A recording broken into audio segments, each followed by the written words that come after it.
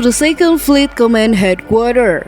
The 2nd Fleet Command Headquarters is positioned as managing command element of the Indonesia Fleet Command, which has main task of carrying out military war operations and non-war operations, marine operations and marine combat operations, develop strength ability and combat equipment readiness, and also to develop maritime potential. The 2nd Fleet Command Headquarters is in Surabaya, led by a Commander-in-Chief with the rank of Rear Admiral, who is currently held by Rear Admiral TNI Igung Putu Alitjaya. The 2nd Fleet Command has the task and function of maintaining the country's sovereignty at the sea as the working area. The 2nd Fleet Command working area covers from north to south borders. It starts from the Indonesia, Malaysia, and the Philippines borders in Sulawesi Sea to Indonesia and Australia borders in Indian Ocean. While the western and eastern borders start from the eastern Indonesia Archipelagic Sea Lanes 1 to Indonesia Archipelagic Sea Lanes 3. As the country's sovereignty guard, the 2nd Fleet Command is supported by the main force, which is known as Integrated Weapons System or SSAT. SSAT consists of ships, aircrafts, marine force, and naval bases. In developing the strength of capability of SSAT, the 2nd Fleet Commander is held by the Assistant Staff, which consists of the Chief 2nd Fleet Command, who is in charge of coordinating and providing directions to the Commander's General Staff, which include the Inspectorate, the Assistants, the Head of Departments, the Unit Commanders, and the Commanders of Training Command. While the using of SSAT-4 2nd Fleet Commander is assisted by the Commander of the Sea Battle Task Force and the Commander of Maritime Security Task Force.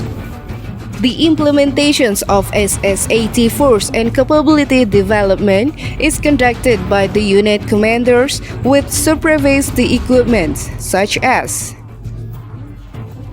the Escort Ship Squadron, which has the ability of anti-surface ship warfare, anti-submarine warfare, anti-air warfare, and electronics warfare. The Submarine Squadron consists of submarines that have the abilities of anti-submarine warfare, anti-surface ship warfare, and also tactical and strategical reconnaissance or espionage.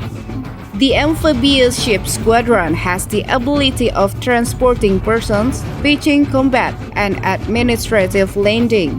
The Fast Attack Ship Squadron has the ability of anti-surface ship warfare, anti-air warfare, anti-submarine warfare, and electronics warfare.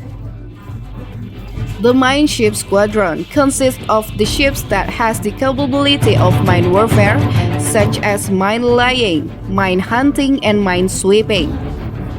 The Auxiliary Ship Squadron consists of auxiliary ship transport, oil and liquid logistic auxiliary, THAAD assistance, and high-mast training ship. The Special Force Frogman Squadron has special abilities such as EOD, underwater sabotage, mine neutralizations, beach landing tactical reconnaissance, and infiltration from land, sea, and air. The Maritime Patrol Aircraft Unit has the capability of air maritime patrol, limited personnel transport, and able to conduct an anti-submarine warfare.